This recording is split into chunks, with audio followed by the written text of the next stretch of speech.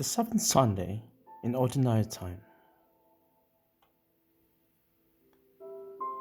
Theme: Be kind and merciful.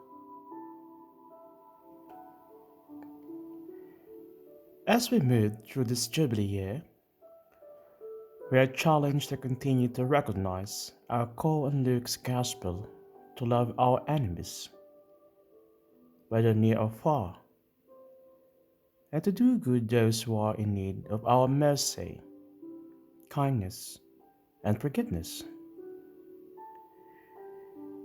When Jesus preached to the people of Galilee, he emphasized in both story and action the importance of forgiveness and love for all people.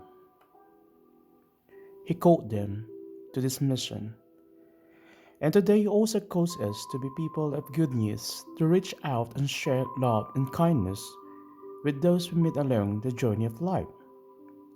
For some, such an overwhelming offer of mercy and kindness from God makes no sense. They ask, what kind of justice is this? How can God love those who are rude, mean, or untrustworthy? They are sinners and should be punished. God's reign obviously represents more than our understanding of equality, fairness, or even democracy. There always seems to be room for those who have lost their way, or will never quite learn about such a forgiving, loving Creator from those around them. Jesus reaches out to the repentant sinner and expects his followers to do likewise. We see various groups today ministers with loving kindness to those in prison or who are on death row. Changes often happen in the hearts of such people who never really experience such acceptance and love as children or young adults. Psalm 103 verse 8 also focuses on the compassion of God, one who is kind and merciful, who is gracious and slow to anger, reminding us that we are all God's children. We are called to follow this path and offer the same. In the reading from 1 Samuel, we see the conflict between Saul and David, in the desert. King Saul was consumed with jealousy over the popularity of David and wished to kill him. As Saul was sleeping, David and Abishai found Saul's tent among his soldiers and had the opportunity to kill him. David, however, wished no harm for the Lord's anointed.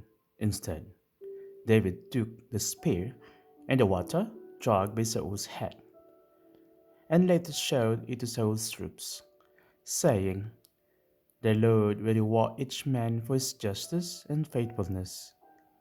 I would not harm the Lord's anointed." This pause between the events happened at night when all remain asleep. The passage reminds us that the time of deep sleep is the work of the Lord. There are situations in our lives when we are also like Saul, broken, weak, vulnerable, but also anointed by God for the work we are about.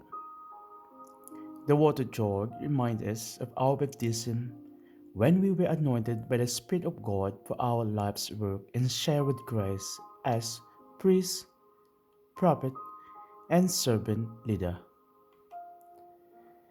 Kindness, mercy, and forgiveness were some of the gifts we received from our loving God of our baptism. These gifts continue throughout our lifetime. We are also called to share these gifts with those along the way who have not had the same experiences from other travelers like ourselves. For reflection and discussion, when do you find it most difficult to be kind to another? Do you experience others offering forgiveness and mercy to those who have hurt them? Do you see change in these situations? If so, in what way? How do you see capital punishment in reference to these readings?